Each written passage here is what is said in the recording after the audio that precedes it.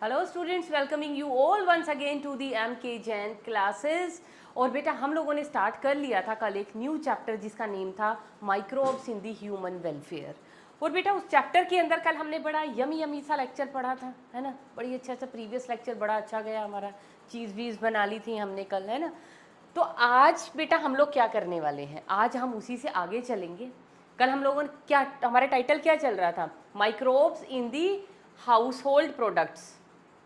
House hold product हमारे खत्म हो गए, आज हम स्टार्ट कर रहे हैं microbes in the industrial products. मतलब इंडस्ट्रियल प्रोडक्ट, अब इंडस्ट्री में, हाउस होल्ड में तो हमें पता चल गया, दही बना ली थी हमने, चीज़ बना लिया था, बहुत सारी चीज़ों की और फर्मेंटेशन कर ली थी, टोड़ी बना लिया था, सॉसेजेस फर्मेंट करके बना ली थी, वो सब पढ़ लिया था ना। तो आज हम इसको किस लेवल पे लेके जा रहे हैं, to the industrial level.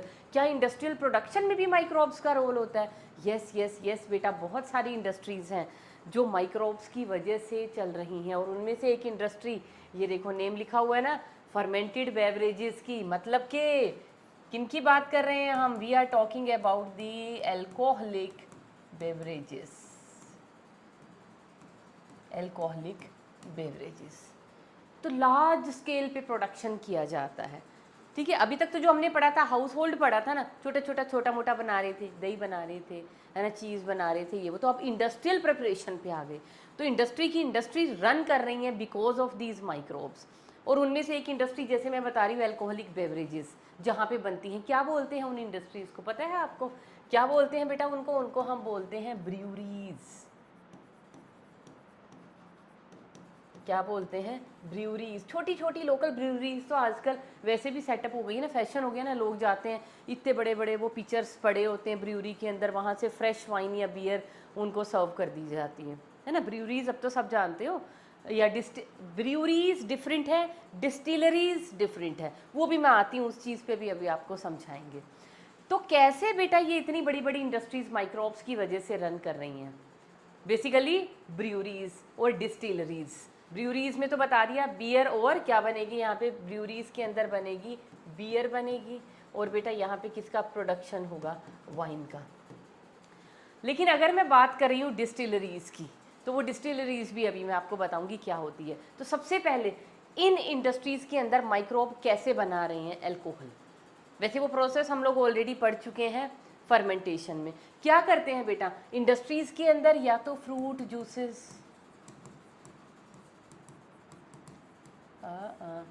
Fruit juices हो गए, है ना, या मॉल्ट हो गया, है ना, या सीरियल्स हो गई, या मोलेसिस हो गए। इस तरह की चीज़ों को बेटा वो किस में कन्वर्ट कर लेते हैं? यहाँ से इन सब चीज़ों को से क्या निकाल लेते हैं? वो शुगर। और इस शुगर को ट्रीट करवा देते हैं किससे? ईस्ट से। क्या है यहाँ पे? माइक्रोब कौन सा यूज़ हो रहा है बेटा? Microbe used is the east. और ईस्ट का आपको पता है वो शुगर को किस में चेंज कर देगी? बताओ किस में चेंज करेगी? Into the ethanol plus carbon dioxide. ये क्या है? This is ethanol, C2H5OH। इसको हम बोलते हैं बेटा एथेनॉल। तो ये जो एथेनॉल बन गया ना बेटा, this is the industrial product. किसने बनाया? ईस्ट ने। और ईस्ट का साइंटिफिक नेम मैंने कल भी बताया था, इट इज सैकेरोमाइसीस, सैकेरोमाइसीस सेरीवेसी, सैकेरोमाइसिस सेरीवेसी। ये वाला स्ट्रेन जो है इसका, अब ये देखो, ये आपकी एनसीईआरटी की पिक्चर्स हैं, इसमें हमें क्या दिखाया गया बेटा? ये बड़े बड़े क्या हैं? These are the fermenters. क्या बोलते हैं इनको? क्योंकि जब हम इंडस्ट्रियल स्केल पे काम कर रहे हैं तो हम ऐसे थोड़ी छोटे से बीकर में या छोटे मोटे किसी पोर्ट के अंदर हमने ये सब कुछ डाला, इसमें ईस्ट डाला, लो जी बना ली, इतना उतना सा आपके पास जो है ये बनेगी, अल्कोहल आपके पास प्रोड्यूस होगा। तो अगर हमें लार्ज स्केल पे, इंडस्ट्रियल स्केल पे करना है तो हमें क्या करना पड़ेगा? लार्ज वेसल्स यूज़ करने पड़ेंगे। और ये लार्ज वेसल्स क्या होते हैं बेटा? इनको हम क्या बोलते हैं? These are known as the fermenters. तो इनको हम क्या बोलेंगे? These are the fermenters. तो ये सारा का सारा जो काम हो रहा है ये कहाँ पे होता है? इन यूजिंग, या इन नहीं लिखते, ऐसे लिख देंगे, यूजिंग लार्ज वेसल्स। और उन लार्ज वेसल्स को हम क्या बोलते हैं बेटा? उन लार्ज वेसल्स को हम लोग बोलते हैं फर्मेंटर्स। तो वहाँ पे इन फर्मेंटर्स के अंदर हम ये फर्मेंटेशन का प्रोसेस कराते हैं और हमारे पास मिल गया अल्कोहल। तो ये हमने क्या की है, ये जो प्रोसेस की है ना, इस प्रोसेस को हम क्या बोलते हैं बेटा? हमने क्या किया है? हमने अल्कोहल बनाया है। और अल्कोहल बनाने की प्रोसेस को हम यूजिंग ईस्ट हम क्या बोलते हैं? This is called as brewing. तो ये ब्रूइंग जहाँ पे होती है उन इंडस्ट्रीज़ को हम क्या बोलते हैं? ब्रूरीज। लेकिन इन ब्रूरीज के अंदर मैंने बताया सिर्फ क्या बनता है बेटा? Beer and wine. यहाँ पे जो अल्कोहल प्रोड्यूस होगा ना बेटा, इस अल्कोहल के अंदर ना, मतलब इसमें अल्कोहल का कंटेंट ऑलमोस्ट कितना होगा? अप्रोक्सीमेटली 13%। ये जो ईस्ट बनाएगी ना, ईस्ट से जो भी अल्कोहल बनेगा, ईस्ट से क्या बनेगा? मैंने बताया ना, या तो बियर बनेगी या वाइन बनेगी।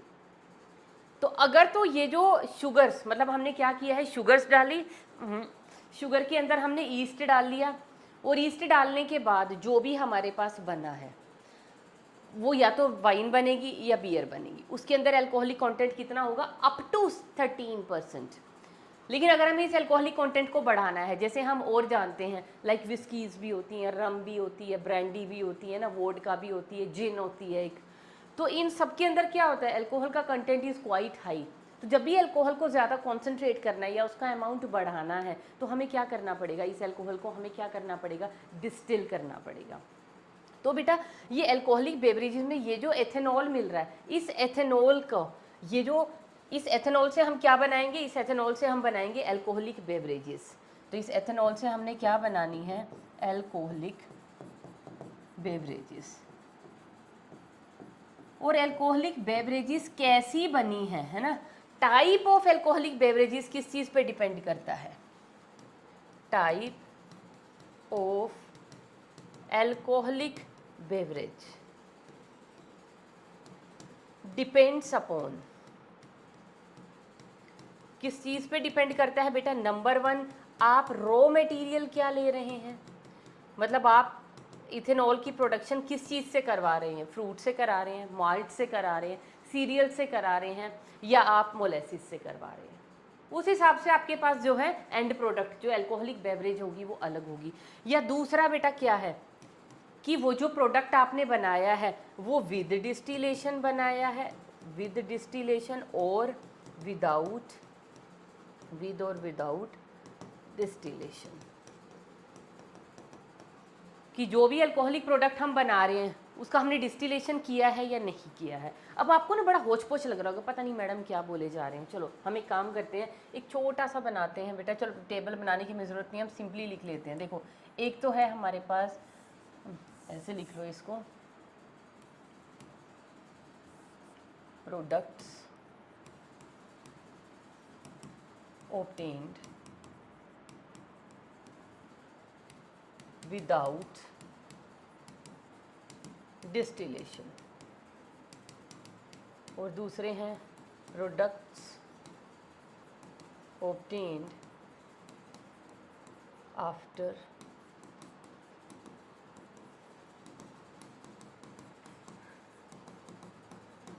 डिस्टिलेशन। तो दो कैटेगरीज हैं अपने पास, अगर मैंने डिस्टिलेशन करवाई है या मैंने नहीं करवाई। अगर तो डिस्टिलेशन नहीं करवाई है और मैं रॉ मटेरियल कौन से टाइप का ले रही हूँ, रॉ मटेरियल क्या है, ठीक है, यहाँ पे रॉ मटेरियल नहीं लिखते, यहाँ पे लिखते हैं टाइप ऑफ अल्कोहलिक बेवरेज, उसका नेम आ जाएगा। उसके बाद बेटा यहाँ पे आ जाएगा हमारे पास रॉ मटेरियल, क्या रॉ मटेरियल उसको बनाने के लिए हमने यूज़ किया था, और अल्कोहल का कंटेंट उसके अंदर क्या है। देखो अभी आपको समझ में आ जाएगी जो मैं बात कह रही हूँ ना, कि किस टाइप का अल्कोहलिक बेवरेज हमें मिलेगा, that depends upon the type of raw material. Raw material select होने के बाद ये भी हमें देखना है कि हमने डिस्टिलेशन की है कि नहीं की है। अब देखो ध्यान देना, सबसे पहला टाइप ऑफ अल्कोहलिक बेवरेज है हमारे पास से बियर। बियर किससे बनती है? इसका रॉ मटेरियल पता है क्या होता है? बार्ले या मॉल्ट। इसके अंदर अल्कोहलिक कंटेंट पता है कितना होता है? अप्रोक्सीमेटली 6%। इससे कम की भी होती हैं, 4% वाली भी होती हैं, 5 वाली भी होती हैं, 6 वाली भी होती हैं मैक्सिमम, ठीक है। बाकी तो थोड़ा सा स्ट्रॉन्ग बियर ये वो मुझे नहीं इतना है, उसमें हमें घुसना भी नहीं है। जो दूसरा प्रोडक्ट आ रहा है बेटा हमारे पास विदाउट डिस्टिलेशन, वो है हमारे पास वाइन। वाइन किससे बनती है? वो बनती है बेटा फ्रूट जूसेस से। इसके अंदर कितना होता है? Up to 13% alcoholic content. तो बहुत ही लो अल्कोहलिक बेवरेजेस है, मतलब कि इनको हम बोलते हैं ना लाइट बेवरेजेस हैं ये, वो हार्ड ड्रिंक्स नहीं है, ये बहुत लाइट बेवरेजेस हैं, क्योंकि इनके अंदर अल्कोहल का कंटेंट देखो कितना कम है। कम लग रहा है ना? ये ज़्यादा लग रहा है, ये कम है, क्योंकि ज़्यादा वाली ये भी बताऊंगी। और वो ज़्यादा कैसे किया जाता है? अल्कोहल का कंटेंट बेवरेज के अंदर कैसे बढ़ाएंगे बेटा? By distillation. अगर हम इसकी डिस्टिलेशन कर देंगे तो अल्कोहल का कंटेंट हम बढ़ाना शुरू कर देंगे। जैसे सबसे पहले हमारे पास बात आ जाती है, क्या लिखें? विस्की लिख लें।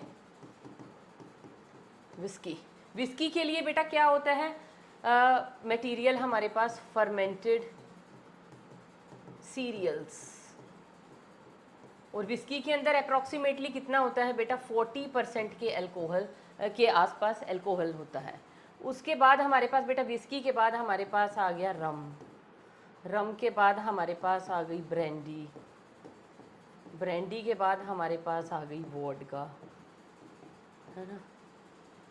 तो अब जैसे रम है या जैसे वोडका है, वोडका किससे बनाई जाती है बेटा? पोटैटो से। अल्कोहलिक कंटेंट पता कितना होता है? 60 to 80%। You will be surprise to know. देखा, पता चला। और ये जो हमारे पास ब्रांडी है बेटा, ब्रांडी किस चीज़ से बनती है? ब्रांडी हमारे पास बन जाएगी, ये अगेन रम है ना, रम बनती है हमारे पास इनसे फ्रूट जूसेस से, अगेन फ्रूट जूसेस से। ब्रांडी हमारे पास किससे बनती है? From molasses. अल्कोहलिक कंटेंट कितना होता है बेटा? रम के अंदर अप्रोक्सीमेटली 50% और ब्रांडी के अंदर अप्रोक्सीमेटली 40 to 80%। अब आप ये देखिए, ये प्रोडक्ट जो चारों के चार बने हैं, कैसे बने हैं? देखो, आफ्टर डिस्टिलेशन, डिस्टिलेशन के बाद इनमें अल्कोहल का कंटेंट कितना ज़्यादा बढ़ चुका है। और ये वाले जो प्रोडक्ट्स हमने बनाए थे, ये कैसे बनाए थे? विदाउट डिस्टिलेशन, बस सिंपली फर्मेंटेशन कराई और उससे हमारे पास ये प्रोडक्ट बन गए। और प्रोडक्ट बियर बनेगा या वाइन, वो डिपेंड करेगा आपने क्या रॉ मटेरियल डाला है। ये हमारे पास आ गया उसका अल्कोहलिक कंटेंट, तो रॉ मटेरियल पे डिपेंड करेगा और आपने डिस्टिलेशन की है या नहीं है उस चीज़ पे डिपेंड करेगा। अब इनमें अमाउंट या कंटेंट इतना कम क्यों है? नंबर 1, एक तो डिस्टिलेशन नहीं करवाई, दूसरा ईस्ट जो है मैक्सिमम कितना अल्कोहल बना सकती है किसी चीज़ में? 13% तक सिर्फ उसकी अल्कोहलिक वैल्यू, मतलब 13% तक अल्कोहल कंटेंट वो जो है पैदा कर सकती है किसी चीज़ में। उससे ज़्यादा अगर आपको कंटेंट बढ़ाना है तो यू शुड गो फॉर डिस्टिलेशंस। तो डिस्टिलेशन कहाँ पे होती हैं? उन इंडस्ट्रियल असेंबलीज को हम क्या बोलते हैं? These are known as the distilleries. सुना होगा ना डिस्टिलरीज। ब्रूरीज में तो बियर और वाइन बन गई, लेकिन अगर उससे ज़्यादा हमें अल्कोहलिक कंटेंट बढ़ाना है तो फिर कहाँ पे भेजेंगे हम उसको? डिस्टिलरी में। वैसे तो यूनिट इकट्ठा भी होता है, एक साइड ब्रूइंग हो रही है, एक तरफ डिस्टिलेशन हो रही है, सेपरेट सेपरेट भी होती हैं यूनिट्स, ठीक है। तो ये तो हो गया बेटा अल्कोहलिक बेवरेजेस के बारे में। तो फर्मेंटेड बेवरेजेस हैं ये। तो इंडस्ट्रियल प्रोडक्शन में देखो, अब ये सपोज करो अगर आपके पास ईस्ट ना हो, क्या होगा? ये जो इंडस्ट्रीज है ना ऑलमोस्ट ठप हो जाएंगी। हो जाएंगी कि नहीं हो जाएंगी? अब ऐसी ही एक इंडस्ट्री और बताऊं इसके साथ ही, एक इंडस्ट्री और है बेटा जिसको हम बोलते हैं ब्रेड मेकिंग इंडस्ट्री, या जिसको हम बोलते हैं बेकिंग इंडस्ट्री। ये भी तो बड़ी इंडस्ट्रीज़ हैं भाई, जहाँ बिस्किट्स बन रहे हैं, कुकीज़ बन रही हैं, डिफरेंट टाइप के ब्रेड्स बन रहे हैं, है ना। तो वो सब भी किस पे डिपेंड कर रही हैं? ये भी किस पे डिपेंड कर रही हैं बेटा? ईस्ट पे। और इनको ईस्ट का कौन सा प्रोडक्ट चाहिए होता है? पता है कौन से प्रोडक्ट की वैल्यू है? O2 की। यहाँ पे भी क्या होता है, जो भी डो आप यूज़ करते हैं कुकी के लिए, ब्रेड के लिए, केक के लिए, dough or batter whatever you are using for that, अब उसके अंदर शुगर्स तो होंगी ही होंगी, उसको आपने उसके अंदर मिक्स कर दिया ईस्ट। ईस्ट से क्या बन गया? एक तो अल्कोहल बनेगा और प्लस क्या निकलेगी? CO2। ये जो CO2 निकलती है ना बेकिंग के टाइम पे, ये क्या कर देगी? उस डो को, उस बैटर को क्या कर देगी? लाइट कर देगी, स्पॉन्जी कर देगी। जिसकी वजह से वो जो बैटर था वो केक में चेंज हो गया, जो डो था उससे ब्रेड्स बन जाएंगी। समझ रहे हो ना? तो ये सारी की सारी इंडस्ट्री भी किसके ऊपर बेस्ड है? On the microbes. तो माइक्रोब का रोल है ना इंडस्ट्रियल प्रोडक्ट्स के अंदर के नहीं है? तो ये जो इंडस्ट्रियल प्रोडक्ट है, अल्कोहल्स हो गई, बेकिंग इंडस्ट्री मतलब ब्रूइंग और बेकिंग इंडस्ट्री का तो बेस ही माइक्रोब्स है। अब उसके बाद बेटा दूसरा हमारे पास आ जाती हैं antibiotics. Very important, very important. क्या है एंटीबायोटिक्स? पता है ना क्या होती है बेटा? What are antibiotics? एनसीईआरटी के अंदर लिखा हुआ है ना, क्या लिखा हुआ है? एंटी का मतलब क्या होता है? अगेंस्ट। और बायोटिक्स या बायोस का मतलब क्या होता है? लाइफ। तो इसका लिटरल मीनिंग हम लोग क्या सोचते हैं? इसका मीनिंग हुआ अगेंस्ट लाइफ, कि वो माइक्रोब जो लाइफ की अगेंस्ट है। हाँ बिल्कुल सही है, लेकिन हमारी नहीं। Against life of the harmful microbes. तो हमारे आसपास या हमारी बॉडी में कोई भी अगर हार्मफुल माइक्रोब्स हैं तो उनको मारने का, उनकी किलिंग का जो काम करते हैं उनको हम बोलते हैं एंटीबायोटिक्स। पता है ना? हमारे लिए तो एनसीईआरटी फिर एक लाइन लिखती है, हमारे लिए एंटीबायोटिक्स क्या है? These are pro life. Pro life समझ रहे हो ना? हमारी तो ज़िंदगी का वरदान दे रहे हैं, हमारी तो लाइफ के लिए रिस्पॉन्सिबल है, ये हमें ज़िंदा रखने के लिए ज़रूरी है। क्योंकि डिफरेंट टाइप की हमें डिजीज़ लग जाएंगी, नहीं तो डिजीज़ लग गई वो किसी माइक्रोब की वजह से होगी, और उस माइक्रोब को जब तक हम किल नहीं करेंगे हमारी डिजीज़ ठीक नहीं होगी, और सीवियर हो गई वो डिजीज़, है ना, बहुत ज़्यादा प्रोलॉन्ग्ड हो गई तो उसकी वजह से डेथ भी हो सकती है। तो it is antibiotics are pro life for us. अब एंटीबायोटिक्स ने ना बेटा कब डिस्कवर हुई थी? In the 20th century. और 20th सेंचुरी में इनकी डिस्कवरी का क्रेडिट किसको जाता है? पता है ना किसने किया था डिस्कवर? सबसे पहले अलेक्जेंडर फ्लेमिंग ने। Alexander Fleming. और ये कैसे हुई थी? बाय चांस डिस्कवरी हुई थी। अलेक्जेंडर फ्लेमिंग से क्या हुई थी? By chance discovery. और बाय चांस डिस्कवरी के लिए पता है ना टर्म क्या होती है बेटा? That is known as serendipity. कोई भी डिस्कवरी बाय चांस हो जाए, जैसे बेंजीन, केकुले ने स्ट्रक्चर देखा था ना बेंजीन का, एक स्नेक बैठा हुआ था उस तरह से, उसने सोचा बेंजीन का स्ट्रक्चर ऐसा होगा।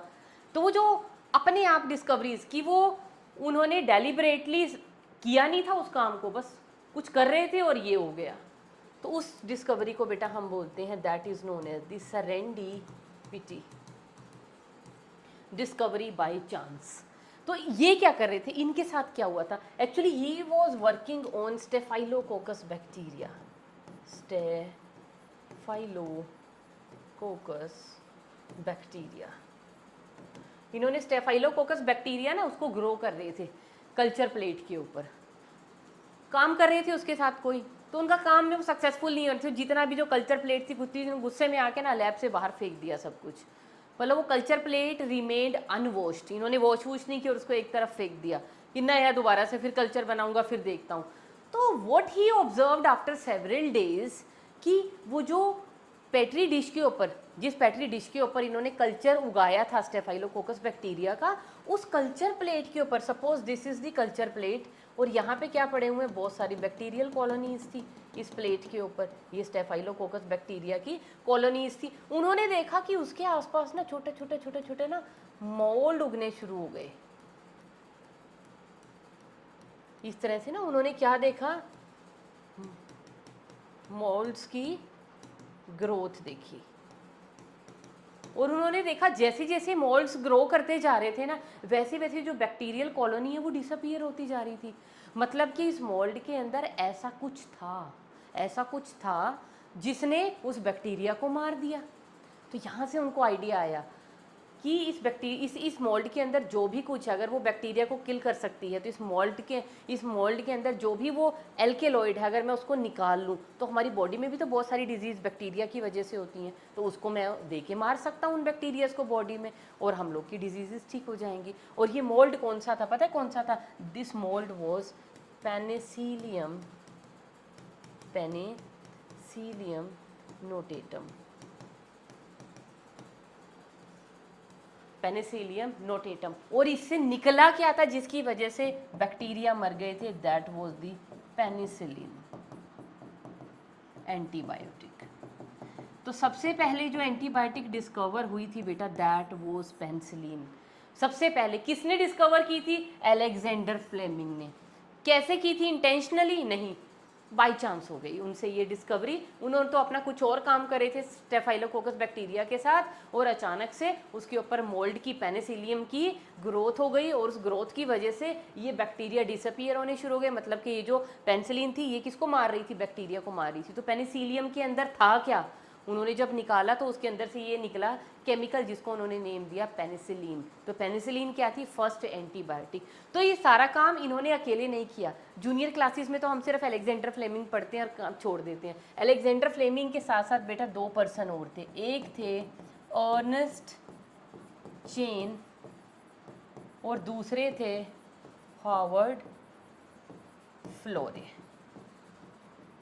इन दोनों ने भी इसके साथ मिलके काम किया था, तब ये फर्दर डिस्कवरी हुई थी। और ये जो एंटीबायोटिक्स थी ना बेटा, इनसे किन किन डिजीज़ को ठीक किया जा सकता है, किन किन चीज़ों से निजात मिल गई थी उस वक्त। एक डिजीज़ लिख लीजिए, प्लेग, क्योंकि ये कंटेंट सारा हमारी एनसीईआरटी में है तो मैं बताऊंगी। उसके अलावा डिप्थीरिया है ना, उसके अलावा लेप्रेसी, उसके अलावा वूपिंग कफ, है ना। डिप्थीरिया पता है ना, गलघोटू बोलते हैं जिसको, वूपिंग कफ काली खांसी, और ये क्या होता है? लेप्रेसी। वो नहीं बोलते जिसको, क्या बोलते हैं? कर्क रोग, क्षय रोग, या और क्या बोलते हैं इसको, एक और वर्ड इसका होता है ना। और प्लेग तो हमें पता ही है क्या होता है। तो ये सारी की सारी बीमारियां क्या हैं? बैक्टीरियल डिजीज़ हैं। किससे ठीक हो सकती हैं? एंटीबायोटिक से ठीक हो सकती हैं। और बेटा उस वक्त क्या चल रही थी? Second world war. Second world war में भी जो वाउंडेड सोल्जर्स थे, ट्रीटमेंट विद पेनिसिलिन, या विद नहीं, यूजिंग पेनिसिलिन, यूजिंग पेनिसिलिन। ये पेनिसिलिन की डिस्कवरी से उस टाइम बड़ा फ़ायदा हो गया था। वर्ल्ड वॉर 2 में जो सैनिक वैनिक घायल हुए, उनको चोटें लग गई, उन पे सेप्सिस हो गया, इन्फेक्शंस हो गए, तो उन सबको भी ट्रीट कर दिया गया था इसी पेनिसिलिन की हेल्प से। ठीक है बेटा, तो ये ईच एंड एवरी वर्ड आपकी एनसीईआरटी का ही है। तो एंटीबायोटिक समझ में आ गई। किसने डिस्कवर की थी? अलेक्जेंडर फ्लेमिंग ने, along with the Ernst Chain and Howard Florey. कौन सी थी सबसे पहली? पेनिसिलिन। कैसे डिस्कवर हुई थी? बाई चांस हुई थी। कहाँ से निकली पेनिसिलिन? पेनिसिलियम नोटेटम से। उस फंगस का नेम है जो यहाँ पे ग्रो कर गई थी इस कल्चर प्लेट के ऊपर। क्या किया था इसने बैक्टीरिया को खाना शुरू कर दिया था, मारना शुरू कर दिया था। तो एंटीबायोटिक्स वही तो करती हैं, यही करती है ना, antibiotic against the life of the harmful microbes. तो बेटा this was about the antibiotics. उसके बाद आ जाइए एंजाइम्स। अब एंजाइम्स को भी बेटा हम, ये भी इंडस्ट्रियल प्रोडक्ट ही हैं हमारे पास एंजाइम्स। क्यों? जैसे हमारे पास एंजाइम्स के, चलो हम नेम लिख लिख के करेंगे हमारी एनसीईआरटी के अंदर क्योंकि मेंशन्ड है। सबसे पहले जो एंजाइम्स हैं बेटा हमारे पास वो हैं लाइपेजेस। अब लाइपेजेस जो एंजाइम्स हैं, these are the basis of the detergent industry, used in detergent industries. Detergent की जो फॉर्मुलेशंस होती हैं उसमें डिफरेंट टाइप के एंजाइम्स होते हैं। ऐड में भी तो दिखाते हैं ना, सर्फ एक्सेल की, एरियल की, इसके अंदर स्टेन बस्टर एंजाइम्स डाले हैं और ये है वो है। वो एंजाइम्स कौन से होते हैं? Those enzymes are the lipases. क्यों? क्योंकि हमारे पास जो बेसिकली स्टेन होते हैं, दाग होगा उसमें ऑयल होगा। अगर हमारी बॉडी में मैले कपड़े हैं तो बॉडी से क्या निकलती है? पर्सपिरेशन निकलती है ना, उसमें भी क्या होते हैं? ऑयल्स होते हैं। उस पर्सपिरेशन के साथ डस्ट और सॉल्ट्स मिक्स हो जाते हैं, तो वो सारा का सारा क्या है? एक तरह का फैटी सब्सटेंस ही तो है जो हमारे कपड़ों पे लग के कपड़े मैले हो जाते हैं। तो फैट्स के साथ फाइट करनी है तो आपको पता है लिपिड्स या फैट्स के साथ फाइट करने के लिए कौन से एंजाइम्स होते हैं? लाइपेजेस। ठीक है, तो किसके अगेंस्ट काम करते हैं लाइपेजेस? अगेंस्ट क्या लिखें हम? Against oily stains. इसीलिए डिटर्जेंट्स के अंदर लाइपेजेस डाले जाते हैं। दूसरा बताएं यहाँ पे एंजाइम्स कौन से हैं? दीज आर पैक्टिनेजेस एंड प्रोटीएजेस, इनका यूज कहाँ पे है बता सकते हो? पैक्टिनेजेस और प्रोटीएजेस का यूज कहाँ पे है? सोच के देखो, सोच के देखो। जूसिस से रिलेटेड है। देखो आपकी एनसीईआरटी के अंदर साफ लिखा है भाई, उसको पढ़ लो। नहीं तो देखो पैक्टिनेजेस और प्रोटीएजेस के अंदर क्या होता है। जब हम घर के अंदर जूस निकालते, घर पे जब आप कभी जूस निकालते हो ना, विंटर्स में, समर्स में, कभी भी किसी भी फ्रूट का निकालते हो, तो there is lot of fibre in that juice. लेकिन जब आप मार्केट से परचेज करते हो, देखा कितना क्लियर होता है। I am not talking about that pulpy orange और पल्पी मैंगो, उसको छोड़ दो। जो नॉर्मल जूसेस हमारे पास आते हैं, कितने क्लियर जूसेस आते हैं ना। हमारे घर का मैंगो जूस रख लो या ऑरेंज जूस रखो और एक मार्केट का रखो, मार्केट वाला क्लियर होगा, ट्रांसपेरेंट होगा। किस वजह से होगा? क्योंकि उसके अंदर जो फाइबर्स प्रेजेंट थे ना बेटे, वो फाइबर्स हमने क्या कर दिए, ख़त्म कर दिए। कैसे कर दिया? उस जूस को हमने ट्रीट करवा दिया विद दी पैक्टिनेजेस एंड प्रोटीएजेस। वो क्या कर देंगे, उसका जितना भी फाइबरस कंटेंट है उसको लोअर डाउन कर देंगे और वो जूसेस क्या हो जाएंगे, क्लैरिफाइड। लेकिन जो हम अपने घर पे पीते हैं प्योर जूसेस जिनमें फाइबर होते हैं, तभी तो डॉक्टर्स क्या बोलते हैं, फ्रूट खाओ ना, फाइबर आपकी बॉडी में जाना चाहिए। जूस में क्या होता है, जूस आप बाहर से ला के पीते हो, उसमें फाइबर थोड़ी होता है। तो फाइबर बहुत ज़रूरी होता है। तो फ्रूट खा रहे हो या घर का निकला हुआ जूस पी रहे हो तब फ़ायदा है, क्योंकि उस जूस के अंदर फाइबर्स हैं। फ्रूट क्या तो सारे आपको मिल ही रही है, जो भी इंग्रेडिएंट्स है वो तो जा ही रहे हैं हमारे अंदर, अलोंग विद दी फाइबर जाना चाहिए। तो कौन से जूसेस हेल्दी हुए? हमारे घर वाले जूसेस हेल्दी हुए, ना कि ये। तो पैक्टिनेजेस और प्रोटीएजेस का इंडस्ट्री में क्या रोल है? जो जूस वाली इंडस्ट्रीज़ है उनमें है इनका रोल। क्या रोल है? For clarifying juices. कौन से जूसेस? Fruit juices. पूरी की पूरी इंडस्ट्रीज़ हैं भैया, है ना। रियल का और वो पता नहीं कौन कौन से होते हैं, वो बी नेचुरल एंड ये वो, है ना। मैं नेम नहीं लेना चाहती थी ब्रांड्स के स्टिल।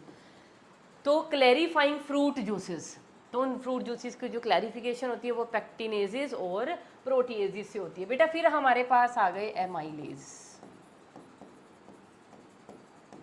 एमाइलेजेस क्या करते हैं? एमाइलेजेस डिग्रेडेशन ऑफ स्टार्च। इसके बारे में तो क्या ही करना है हमें।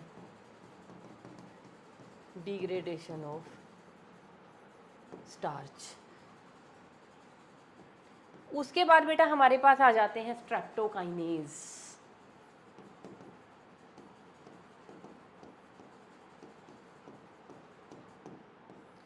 स्ट्रेप्टोकाइनेज पता है कहाँ से निकलते हैं? कहाँ से? Extracted from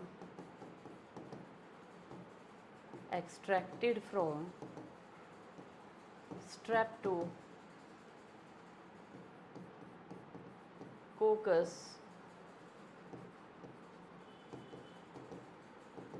bacteria. कहाँ से? Streptococcus bacteria. और क्या करता है स्ट्रेप्टोकाइनेज? पता है क्या बोलते हैं इसको? इसका सेकंड नेम क्या है? It is known as the clot buster.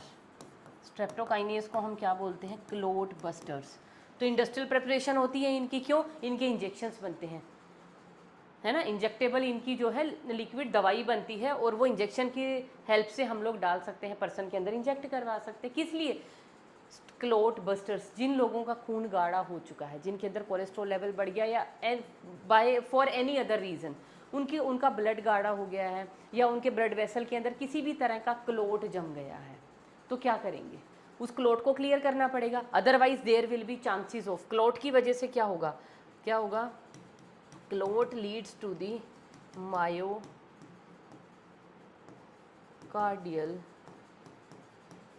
infarction which leads to the cardiac arrest। ठीक है जी। तो ये बेटा हमारे पास क्या हो गए? स्ट्रेप्टोकाइनेसिस। तो जब भी क्लोटिंग है किसी भी तरह की, ब्लड के अंदर कोई क्लोट है, ब्लड वेसल के अंदर क्लोट है या खून गाढ़ा हो गया है, तो किसके इंजेक्शंस दिए जाते हैं कि क्लोट ना बने? स्ट्रेप्टोकाइनेज की। और कहाँ से एक्सट्रैक्ट करते हैं इसको? From the streptococcus bacteria. बेटा इसके अलावा हमारे पास क्या है? We have some bioactive molecules also. और बायो एक्टिव मॉलिक्यूल क्या होते हैं? लिविंग ऑर्गेनिज्म से ही निकालते हैं और लिविंग ऑर्गेनिज्म के ही मेटाबॉलिज्म को ये ऑल्टर करते हैं, है ना। क्या लिखेंगे इनके बारे में? एक्सट्रैक्टेड from living organisms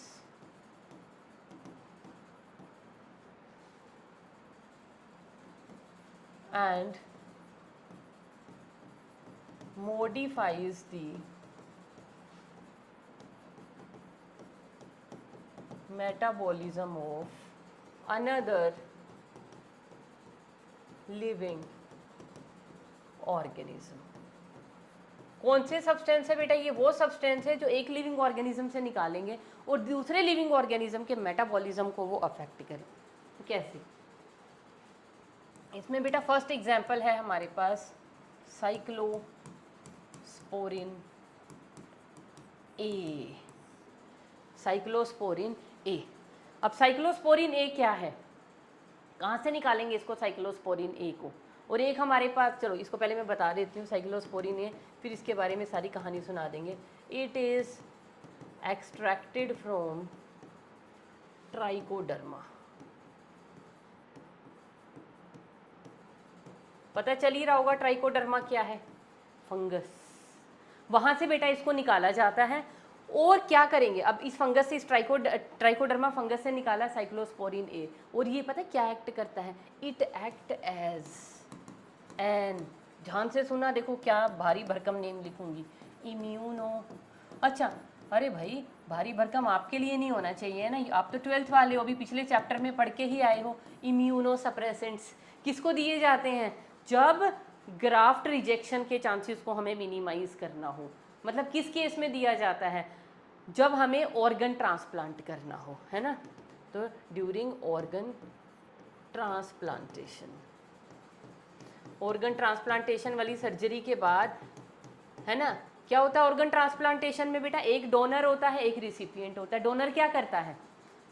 अपनी बॉडी का कोई एक अंग दूसरे को दान कर देता है, रिसिपिएंट उसको रिसीव कर लेता है। अब रिसिपिएंट की बॉडी, रिसिपिएंट का इम्यून सिस्टम उसको रिजेक्ट ना कर दे, उस रिजेक्शन को प्रिवेंट करने के लिए उसकी बॉडी को क्या दिए जाते हैं? इम्यूनोसप्रेसेंट्स। पता है ना, पिछले चैप्टर में सब पढ़ के आए हैं। इम्यूनोसप्रेसेंट क्या कर देंगे? उसके इम्यून सिस्टम को सप्रेस कर देंगे ताकि उसकी इम्यूनिटी किसी भी तरह से उस ग्राफ्ट को या उस ऑर्गन को जो ट्रांसप्लांट होके आया उसको रिजेक्ट ना करें। तो एक मैंने वहाँ पे भी इसका नेम लिखवाया था, ट्रांसप्लांटेशन एंड ग्राफ्ट रिजेक्शन वाला जो टॉपिक था, वहाँ पे भी नेम लिखा था साइक्लोस्पोरिन ए, और इसके साथ हमने नेम लिखा था कोर्टिसोल्स का। लिखा था ना? नहीं लिखा था तो देख लेना, एक बार जाके चेक कर लेना। और बेटा यहाँ पे दूसरी कैटेगरी हमारे पास होते हैं स्टेटिन्स। स्टेटिन्स को पता हम कहाँ से एक्सट्रैक्ट करते हैं? These are extracted from the Monascus. Extracted from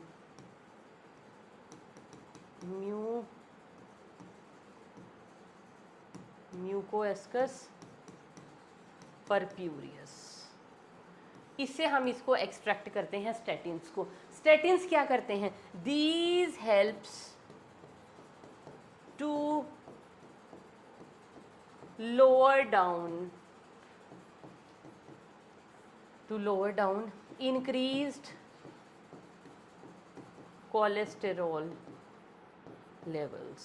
जब किसी के ब्लड के अंदर कोलेस्ट्रॉल बढ़ जाता है ना, तो कोलेस्ट्रॉल को कैसे कम किया जाता है? उसको क्या प्रेस्क्राइब किए जाते हैं बेटा? स्टेटिन्स। स्टेटिन्स क्या करते हैं? जो कोलेस्ट्रॉल बनाने वाले एंजाइम्स हैं ना, उनको ही इनहिबिट करते हैं। inhibit the enzymes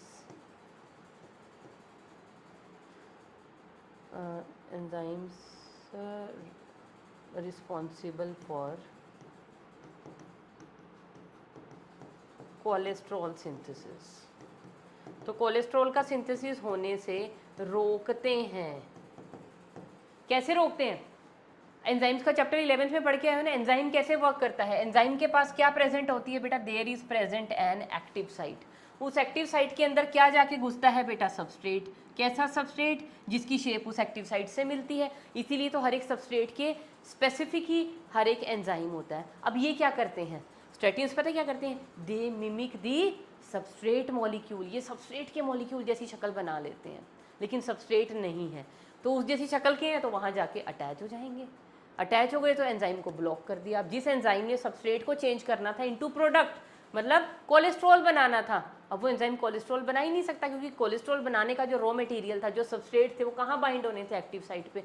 active site तो सारी बिजी कर दी। किसने बिजी कर दी? स्टेटिन ने, क्योंकि स्टेटिन किसको मिमिक करता है? सबस्ट्रेट ऑफ दी कोलेस्ट्रॉल, मतलब कोलेस्ट्रॉल बनाने के लिए जो भी सबस्ट्रेट होते हैं उनको बाइंड होने से रोक देता है एंजाइम्स पे। समझ में आ गया बेटा? तो ये हो गए बेटा हमारे पास बायो एक्टिव मॉलिक्यूल। उसके बाद बेटा एक और कैटेगरी है हमारे पास, दिस वाज दी 4 है ना। ये हमारे पास बेटा एक कैटेगरी और है विच इज़ 5, हमारी एनसीईआरटी की बुक के अंदर दी हुई है। This is the 5th category जिसका नाम है in the production of organic acids.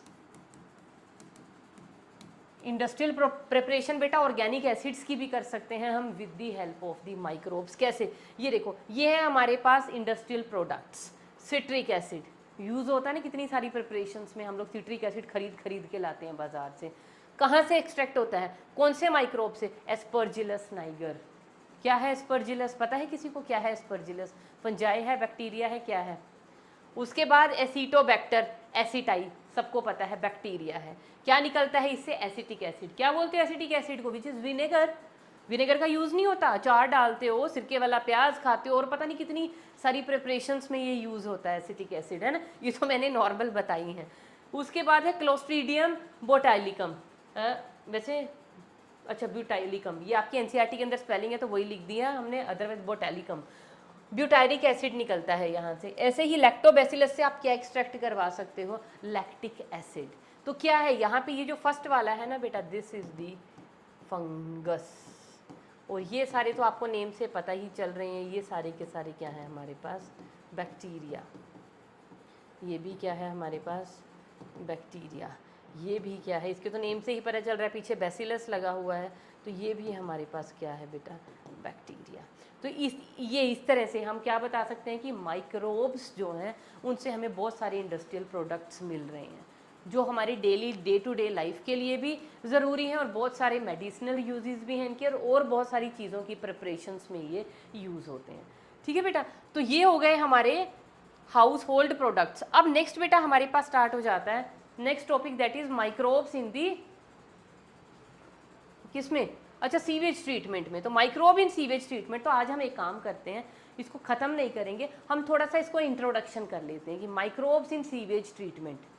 अब माइक्रोब कौन से रिस्पॉन्सिबल है, कैसे उनको यूज़ करेंगे, वो तो हम नेक्स्ट लेक्चर में देखेंगे। आज हम बात कर लेते हैं व्हाट इज़ सीवेज, सीवेज का ट्रीटमेंट करना है। अच्छा, आपने एक चीज़ नोटिस की, हमने 2 एस्पेक्ट इस चैप्टर के ख़त्म कर लिए हैं। कौन से? एक तो हमने पढ़ लिया है microbes in the house hold products, हमारे खाने पीने की चीज़ों में, हमारे घर की चीज़ों में माइक्रोब्स हमें कैसे हेल्प कर रहे थे, क्योंकि हम इस चैप्टर में किसके साथ डील कर रहे हैं विद द यूजफुल माइक्रोब्स। दूसरा हमने किया इंडस्ट्रियल प्रोडक्ट्स बनाने में माइक्रोब कहाँ कहाँ पे हेल्प कर रहे हैं, उसमें हमने सारे इंडस्ट्रियल प्रोडक्ट्स पढ़ लिए। अब तीसरा हमारे पास आ गया, माइक्रोब्स को हम सीवेज ट्रीटमेंट के लिए भी इस्तेमाल कर सकते हैं। ये भी तो हमारे फ़ायदे के लिए ही हो रहा है ना। तो फ़ायदा आपको तब पता चलेगा, आपको पहले पता हो व्हाट इज़ सीवेज और उसको ट्रीट क्यों करना पड़ता है। तो सीवेज होता क्या है बेटा? चलो आज हम छोटी सी एक इंट्रोडक्शन स्टार्ट कर लेते हैं, इसको फिनिश कल करेंगे नेक्स्ट लेक्चर में। तो व्हाट इज़ सीवेज? सीवेज का मतलब जानते हो? इतनी सारी अर्बनाइजेशन हो रही है ना, शहरीकरण जिसको आप बोलते हो, विकास हो रहा है हमारे देश का। तो क्या हो रहा है, कितनी सारी पॉपुलेशन बढ़ रही है, सोसाइटीज़ बढ़ रही हैं ना, नंबर ऑफ़ पीपल बढ़ रहे हैं, तो कितना सारा वेस्ट भी तो प्रोड्यूस कर रहे हैं ना सभी लोग, वेस्ट भी तो बढ़ रहा है ना हमारे पास। वेस्ट समझ रहे हो कौन सा वेस्ट बोल रही हूँ? जो घरों से पानी आ रहा है ना, जो हमारा सारा का सारा जो एक्सक्रीटा निकलता है एलोंग विद हमारे जो सीवर्स होते हैं, सीवर से जितना का जितना वेस्ट आ रहा है इन दी लिक्विड फॉर्म, उस सारे को हम कलेक्टिवली क्या बोलते हैं? सीवेज। हमारी म्यूनिसिपल कॉरपोरेशन उसको क्या बोलती है? जितना भी हमारे पास अनट्रीटेड या हम कहेंगे ना हार्मफुल जितना भी हमारे पास पानी निकल रहा है, कहाँ से? फ्रॉम द सीवर्स, वो क्या सारा का सारा बन रहा है, उसको हम क्या बोलते हैं collectively? That is known as the sewage. तो सीवेज क्या होता है? तो म्यूनिसिपल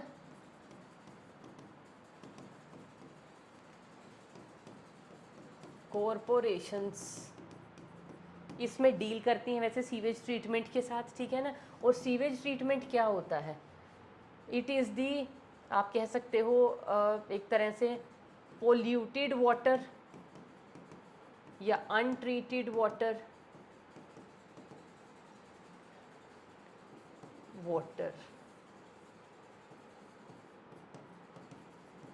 विच कंटेन्स, क्या क्या होता है उस पानी को हम सीवेज कब बोलेंगे? म्यूनिसिपल एमसीज से जो पानी हमारे पास निकलता है उस पानी को हम सीवेज का नाम क्यों देते हैं? क्योंकि उसके अंदर क्या होता है, that contains lot of organic matter in it. उसके अंदर क्या होता है बेटा, ऑर्गेनिक मैटर होता है, बहुत सारे हार्मफुल माइक्रोब्स उसके अंदर होते हैं। अब इस पानी को, जिसको हम अब सीवेज कहेंगे, क्योंकि उसके अंदर क्या मिला हुआ है, पानी होता तो वो प्योर पानी होता, लेकिन इसके साथ क्या मिला हुआ है, organic matter in the form of, किसकी फॉर्म में, organic matter in the form of human excreta. Daily जो घरों में से वेस्ट निकल रहा है ना, पानी के अंदर मिक्स होके along with some harmful microbes, तो वो सारा का सारा मिक्स होके क्या बनता है, that is known as the sewage. That is not sludge, अभी स्लज पे हम बाद में आएंगे, ये सीवेज है। अभी सीवेज को हमें क्यों ट्रीट करना पड़ता है, क्या दिक्कत है? सीवेज कहाँ से आता है, हमारे घरों से बाहर कैसे आ रहा है, थ्रू सीवेज पाइप्स। अब अगर मैं सीवेज पाइप्स को, है ना, हमने इसको बड़ी प्रॉब्लम बना रखा है, अगर मैं सीवेज पाइप्स कंटेनिंग सीवेज, उनको मैं अगर डायरेक्टली फेंक दूँ रिवर्स के अंदर, तो बोलो क्या होगा, छुटकारा हो गया हमारा तो सीवेज से, बल्ले बल्ले हो गई, खुशी की बात है, निकलने दो वेस्ट, हमने भी आगे बहा दिया कहाँ पे, नदी के अंदर, और यही नदी का पानी फिर हम लोग यूज़ कर रहे हैं ड्रिंकिंग पर्पजेज़ के लिए और बहुत सारे पर्पजेज़ के लिए। फिर क्या आ रहा है, वही हार्मफुल माइक्रोब्स और वही गंदा जो सीवेज, हम इसको गंदा पानी बोलेंगे ना, पोल्यूटिंग वाटर, वो पोल्यूटेड वाटर, वो सारा का सारा उसी रिवर से फिर दोबारा हमारे पीने में, हमारे खाने में, इन सब चीज़ों के अंदर आ रहा है। क्या करें फिर, क्या ये इसको फेंकना यहाँ पे सही था, जो भी पोल्यूटेड वाटर है या जो भी सीवेज है, क्या उसको डायरेक्टली रिवर्स में फेंकना सही है? इट इज़ नॉट करेक्ट, ऐसा हमें नहीं करना चाहिए। तो इसको कहाँ फेंके, इतने सारे सीवेज को, सीवेज को फेंकेंगे हम अल्टीमेटली रिवर्स में ही, लेकिन कैसे फेंकेंगे? पहले इस सीवेज को हम क्या करेंगे, इसका हम करेंगे ट्रीटमेंट इन सीवेज ट्रीटमेंट प्लांट्स। और क्या बोलते हैं सीवेज ट्रीटमेंट प्लांट्स को हम, STPs, है ना, जहाँ पे भी आसपास STPs होती है, नाक बंद करके चलते हैं ना, बड़ी स्मेल आ रही होती है, वहाँ पे रिसाइकलिंग चल रही होती है इसकी, मतलब इसका क्या चल रहा होता है, इसका ट्रीटमेंट चल रहा होता है सीवेज का। तो समझ में आया मुद्दा क्या रहेगा हमारे नेक्स्ट लेक्चर का, कि ये जो सीवेज हमारे घरों से डेली प्रोड्यूस हो रहा है ना, और इतनी अर्बनाइजेशन के बाद तो इसका अमाउंट और बढ़ता चला जा रहा है, तो इस सीवेज को हम डायरेक्टली इसको कैसे कैसे इसको डंप करें, कहाँ फेंकें, क्या करें इसका? तो इस सीवेज को ट्रीट करना पड़ेगा हमें, अगर कहीं पे इसको डंप करना है या फेंकना है, क्योंकि डायरेक्टली रिवर के अंदर फेंकेंगे तो रिवर का पानी पोल्यूटेड हो जाएगा, बहुत सारे माइक्रोब्स उसके अंदर घुल जाएंगे, विच इज़ रॉन्ग। तो हम क्या करेंगे, पहले सीवेज को हम क्या बनाएंगे, लेस हार्मफुल, लेस पोल्यूटेड, मतलब इसको ट्रीट कर देंगे, ताकि अब हम अगर इसको रिवर्स के अंदर फेंकें तो रिवर्स में पोल्यूशन ना हो। तो ये जब आप अपना पैराग्राफ पढ़ेंगे स्टार्टिंग का NCERT का, तो वहाँ आपको यही पढ़ने को मिलेंगी स्टार्टिंग की लाइनें बेटा। और ये क्या दिखाई है हमारी NCERT के अंदर, सीवेज ट्रीटमेंट प्लांट्स की कुछ पिक्चर्स हमें दिखाई हुई हैं, ठीक है ना। ये लार्ज स्केल पे एक STP का पिक्चर हमारे पास है। तो इनमें क्या किया जाता है, जो सीवेज है इसको इकट्ठा किया जाता है और इसकी ट्रीटमेंट की जाती है।